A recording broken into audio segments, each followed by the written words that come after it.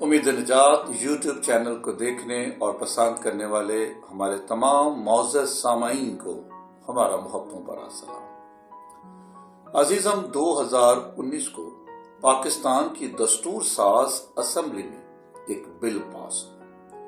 اور اس بل کو اراکین اسمبلی نے بھاری اکثریت کے ساتھ منظور کر لیا۔ پھر اچانک ہی سپٹمبر 2022 کے اندر اسی بل کے خلاف ایک تحریک پیش ہوئی کہ یا تو اس کو آپ مکمل طور پر مسترد کر دیں یا اس کے اندر کچھ مناسب ترامیم کر کے اسے دوبارہ پیش کیا جائے۔ یہ بل کیا تھا اور کن باتوں پر بحث کی گئی اور کن نکات کو ترامیم کر کے پیش کرنے کی تجویز دی گئی، ان تمام سوالوں کے جوابات کو جاننے کے لیے آپ ہم سے جڑے رہیں۔ اس ویڈیو کو مکمل طور پر دیکھیں اور اس کو دوسروں کے ساتھ شیئر بھی کیجیے گا، اور ایک چھوٹی سی معصومانہ درخواست ہے کہ ویڈیو کو مکمل طور پر دیکھنے کے بعد آپ ہمارے چینل کو بھی ضرور سبسکرائب کریں۔ جی، اس بل کے اندر چند خاص باتیں موجود تھیں، چند ایسی چیزیں اس کے اندر رکھی گئی تھی جو کسی بھی مہذب معاشرے کے لیے ناگزیر ہیں۔ اس بل کے اندر اس بات کی اجازت دی گئی تھی کہ کوئی بھی مرد اپنی مرضی کے ساتھ کسی بھی دوسرے مرد کے ساتھ شادی یا نکاح کر سکتا ہے، اور پھر اسی طرح اس میں اس بات کی اجازت بھی موجود تھی کہ عورتوں کو بھی یہ حق حاصل ہوگا کہ وہ اپنی مرضی سے کسی بھی دوسری عورت کے ساتھ نکاح کرے یا شادی کر سکتی ہے۔ یہ شرائط اور نکات جو اس بل کے اندر موجود تھی، یہ کسی بھی مہذب معاشرے کے لیے ناگزیر ہیں، انتہائی غیر اخلاقی یہ باتیں ہیں۔ آج کی اس ویڈیو کو میرا بنانے کا ایک خاص مقصد ہے۔ جب یہ بل پاس ہوا، اس بل پر بحث ہوئی، ہنگامہ آرائی شروع ہوئی، تو ٹی ویز پر، میڈیا پر، اخبارات، مجالس اور اسی طرح مساجد کے اندر علماء حضرات نے بے شمار تقاریر کی، اور تقاریر کے دوران اس بات کی وضاحت کی گئی کہ یہ بل کہاں سے آیا اور اس بل کو پیش کرنے والے کون تھے اور اس کے پیچھے جو محرکات ہیں کیا ہے۔ لازم بات ہے کہ یہ بل مغرب سے پاکستان کے اندر آیا تھا،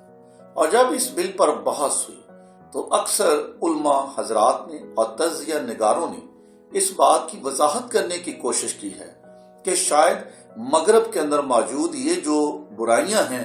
ان کے پیچھے ان کے مذہب کا ہاتھ بھی ہے۔ شاید ان کا مذہب انہیں اس بات کی اجازت دیتا ہے کہ تم اس برائیوں کے مرتکب ٹھہرو، تم ان برائیوں کو آزادانہ کر سکو۔ میں آج آپ کے ساتھ اس ویڈیو کی وساطت سے اس بات کی تردید کرنا چاہتا ہوں کہ نہیں، کوئی بھی مذہب، کوئی بھی دین اس طرح کی غیر اخلاقی حرکات کی کبھی اجازت نہیں دیتا، اور پھر خداوند کا پاک کلام بائبل مقدس تو قطعاً ہی اس بات کی اجازت نہیں دیتی۔ آج اس ویڈیو میں ہم سیکھنے کی کوشش کریں گے کہ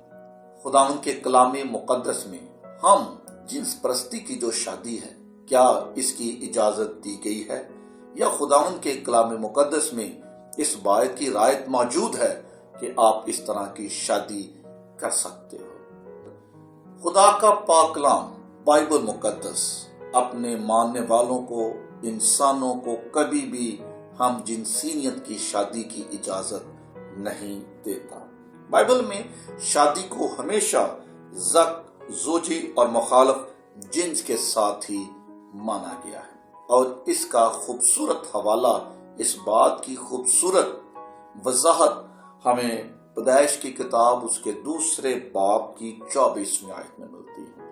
یہاں اس حکم کو بڑی ہی صفائی کے ساتھ لکھ دیا گیا ہے۔ اس واسطے مرد اپنے ماں باپ کو چھوڑے گا اور اپنی بیوی سے ملا رہے گا۔ خداوند کے کلام کا یہ پہلا حوالہ ہمیں زوجی اور مخالف جنس کی شادی کے تعلق سے خاص پیغام دے رہا ہے کہ ایک مرد کی جو شادی ہے وہ عورت ہی کے ساتھ منسوب کی گئی ہے اور دوسری کوئی رائے اس میں نہیں ہے۔ مگر خداوند کے کلام مقدس میں چند ایسی تہذیبوں کا بھی ذکر ہمیں ملتا ہے جہاں اس قسم کی پریکٹسز کی جاتی تھی کہ مرد مرد کے ساتھ اور عورت عورت کے ساتھ بدکاری یا زناکاری کر سکتے تھے۔ خداوند کے کلام مقدس میں دو پرانی تہذیبوں کے تعلق سے بات کی گئی ہے۔ پیدائش کی کتاب اس کا 19واں باب اور قضات کی کتاب اس کا 19واں باب، ان دونوں کتابوں کے اندر پرانی تہذیبوں کے اندر موجود اس برائی کا ذکر کیا گیا ہے کہ اس دور میں اس وقت ان تہذیبوں کے اندر اس طرح کی غیر اخلاقی باتیں موجود تھیں۔ اگر ہم ان دونوں حوالوں کا تجزیہ کریں، ان حوالوں کا مطالعہ کریں تو ہمیں بڑی وضاحت کے ساتھ یہ بات ملتی ہے کہ یہاں لونڈے بازی اور اس طرح کی جو ہم جنس پرستی ہے اس کے عنصر بڑے ہی واضح طور پر ملتے ہیں کہ مرد مرد کے ساتھ اور عورت عورت کے ساتھ بدفعلی کر سکتی ہے، اور اس کی اجازت اس وقت کی تہذیبوں میں عام تھی۔ خداوند کے کلام مقدس کے اندر اس بات کی ممانعت کی گئی ہے کہ اگر تم میں سے کوئی ایسی حرکت کرتا ہوا پکڑا جائے تو وہ بے سزا ہرگز نہ چھوٹے گا۔ خداوند کے کلام مقدس میں جب ان تہذیبوں کے اندر اس طرح کی روایات اور غیر اخلاقی باتیں عام تھی، اس وقت بھی وضاحت کے ساتھ اس وقت بھی خدا نے اپنے لوگوں کو ایسے کاموں سے منع فرمایا۔ ابار کی کتاب اس کا 18واں باب اور اس کی 22ویں آیت، کلام خداوند کے اندر لکھا ہے کہ تو مرد کے ساتھ صحبت نہ کرنا جیسے عورت سے کرتا ہے، یہ نہایت مکروہ کام ہے۔ اگر کوئی مرد سے صحبت کرے جیسے عورت سے کرتے ہیں تو ان دونوں نے نہایت مکروہ کام کیا ہے، سو وہ دونوں ضرور جان سے مارے جائیں۔ ہم جنس فرد کے ساتھ جنسی فعل خدا کی نظر میں نہایت مکروہ ہے اور اس سے پوری کی پوری قوم گناہگار ٹھہرتی ہے، اور کلام خداوند کے اندر اس بات کی وضاحت کی گئی ہے اگر تم میں کوئی ایسا گناہ کرتا ہوا پکڑا جائے تو اس کو قوم میں سے کاٹ دیا جائے، اس کا نام جماعت میں رہنے نہ پائے اور اس کو تم بے سزا ہرگز نہ چھوڑنا۔ اسی طرح دیگر جو حوالہ جات ہیں وہ بھی ہمیں بتاتے ہیں کہ یہ جو غیر اخلاقی حرکت تھی یہ پرانی تہذیبوں سے آہستہ آہستہ سرایت کرتی ہوئی اگلی تہذیبوں میں بھی منتقل ہو گئی۔ رومی کا نام پالوس رسول کا خط اور اس کا پہلا باب 26ویں اور 27ویں آیت میں پالوس رسول اسی برائی کی وضاحت کر رہا ہے، اسی برائی کے اوپر آواز اٹھا رہا ہے کہ تم اس برائی کے مرتکب نہ ٹھہرنا، تم اس طرح کی غیر اخلاقی حرکت نہ کرنا، تم اس طرح کی لونڈے بازی جیسے گناہ میں شامل نہ ہونا، تو ہم جنس پرست کی شادی میں ہرگز اپنے آپ کو ملوث نہ کرنا۔ آئے ہم خداوند کے کلام مقدس میں سے اس بات کو دیکھیں کہ پالوس رسول کس طرح اس بات پر آواز اٹھا رہا ہے۔ اسی سبب سے خدا نے ان کو گندی شہوتوں میں چھوڑ دیا، یہاں تک کہ ان کی عورتوں نے اپنے طبعی کام کو خلاف طبع کام سے بدل ڈالا۔ اسی طرح مرد بھی عورتوں سے طبعی کام چھوڑ کر آپس کی شہوت سے مست ہو گئے، یعنی مردوں نے مردوں کے ساتھ روح سیاہی کے کام کر کے اپنے آپ میں اپنی گمراہی کے لائق بدلہ پایا۔ اس سے بڑھ کر اور کہیں وضاحت نہیں کہ یہ جو پریکٹسز ہیں یہ پرانی تہذیبوں سے آج نئی ترقی یافتہ تہذیب، اس ساری برائی میں اس بات کا ہرگز تاثر نہیں پایا جاتا کہ شاید مغرب کے اندر ان برائیوں کی وجہ یا سبب ان کے مذہب میں موجود اس بات کی اجازت ہے کہ تم ہر طرح کی برائی کو آزادانہ طور پر کر سکتے ہو۔ خداوند کا کلام ایسے لوگوں کے بارے میں خبردار کرتا ہے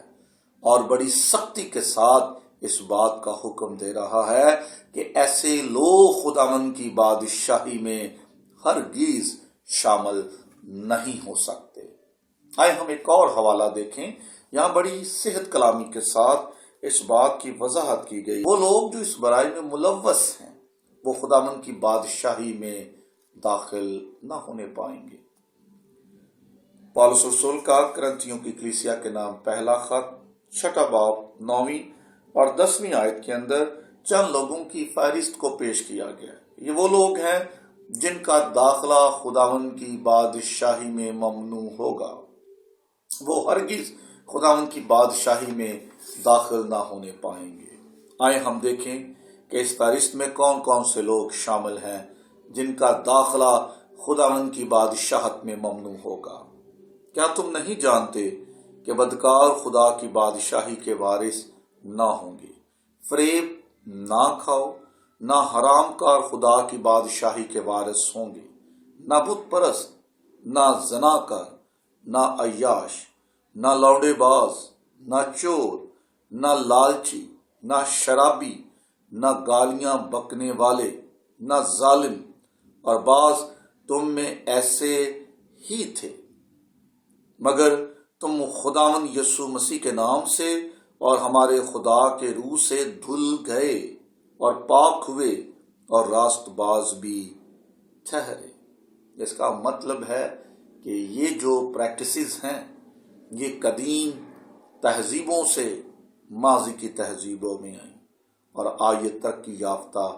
تہذیبوں کے اندر بھی سرایت کر چکی ہیں۔ اس کی جڑیں اتنی مضبوط ہو چکی ہیں کہ ان کو کمزور کرنا آج انتہائی مشکل ہو چکا ہے۔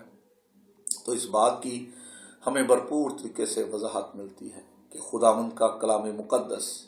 ہمیں قطعاً اس بات کی اجازت نہیں دیتا کہ آپ ایسی برائیوں کے مرتکب ہوں، آپ ان برائیوں میں ملوث ہوں، آپ ایسا گناہ کریں، اور اگر کوئی ایسا گناہ کرتا ہوا پکڑا جائے گا، اگر کوئی ایسے گناہ میں شامل ہے تو ان کے لیے یہ خاص پیغام ہے کہ وہ خداوند کی جماعت میں سے کاٹ دیے جائے، وہ خداوند کی بادشاہت میں داخل نہ ہونے پائیں۔ تو میرے پیارے عزیز بھائیوں، اس کلام کے اندر ایک خوبصورت پیغام ہمارے لیے یہ بھی ہے کہ اگر کوئی ایسا گناہ کر رہا ہے، اس گناہ میں وہ ملوث ہے، تو اس کے ساتھ کیا کیا جائے؟ کیا اسے چھوڑ دے؟ کیا اسے اس کے حالات پہ رہنے دے؟ نہیں، خداوند کے کلام مقدس میں اس بات کی کہیں بھی اجازت نہیں ہے کہ آپ گناہ گار کو اس کے حالات پہ چھوڑ دیں، آپ اس کو اس کی حالت پہ رہنے دیں، بلکہ لکھا ہے کہ تم اس کے لیے دعا کرو، تم اس کو بدلنے کی کوشش کرو، تم اس کے ساتھ وقت گزارو، تم اس کو خداوند کا کلام سناؤ تاکہ وہ توبہ کر سکے۔ اگر کوئی شخص ایسے گناہ میں ملوث ہے، ایسی برائی کا مرتکب ہے، تو خدا کا کلام ہمیں اس بات کی اجازت دیتا ہے کہ ایسے لوگوں کے ساتھ برا برتاؤ نہ کرو اور نہ ہی تم ان کو چھوڑو، بلکہ ان کے لیے دعا کرو تاکہ وہ بدل جائیں اور اس برائی کو چھوڑ کر وہ اچھے انسان بن جائیں۔ اور یہی خداوند کے کلام کا